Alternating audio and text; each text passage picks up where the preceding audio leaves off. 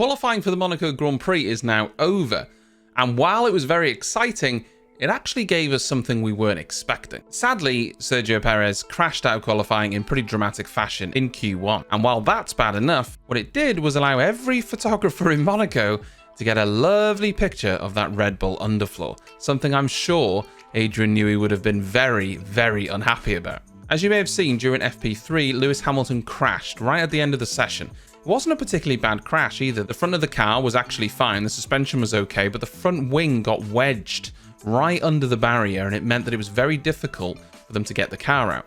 The session was red flagged, and then the car was craned out. Almost to the moon it went so high, and because of that, it gave us incredible pictures of that brand new Mercedes floor. It's the first race it's been at, and we get the best pictures we've probably had of any car's floor the entire season, and probably last season. Or that was until Sergio Perez then went, do you know what, Lewis, I feel quite bad for you, and put it in the wall at turn 1 in qualifying. And that meant we got pictures of the Red Bull floor, and that is the one everyone wants to see.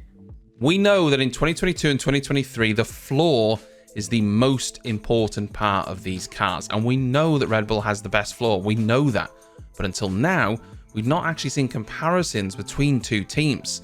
And now you can 100% see why Red Bull are the quickest team on the grid. Now, you don't need to be an expert in aerodynamics.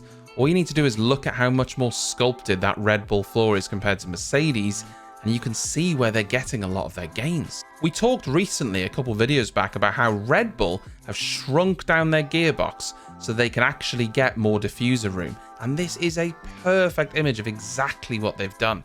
You compare the Red Bull image on the left compared to the Mercedes on the right, you can see how much more sculpted that gearbox area of the car actually is. And that makes a huge difference. It's not just there though, the entirety of the floor seems a little bit more detailed and almost a little bit more 3D than Mercedes. The truth is, these images are gold dust to all the other teams, but don't just be thinking they can look at it and go, okay, we'll just copy that. The floor works in conjunction with the rest of the car. What they will be able to do is gain a little bit of knowledge as to exactly what Red Bull are doing and how they're doing it with their floor. For instance, what I was talking about with the gearbox, well, other teams can't replicate that now, but maybe they can next year. There's a lot of data to be gained from these, and teams have photographers everywhere to get even the smallest bit of information and the smallest images of cars. Even the slower cars on the grid have something to offer. So a very quick video after the Monaco qualifying, because I thought this was really interesting. It was the first side-by-side comparison we really got of the floors, and you can really appreciate how much work goes into designing these, because it's the most important part of these generation of cars. Qualifying was fantastic for Monaco. I really enjoyed it. The best qualifying of the year. Will the race be as good? I'm going to go with no, but let's hold out some hope. I'll catch you tomorrow for the race.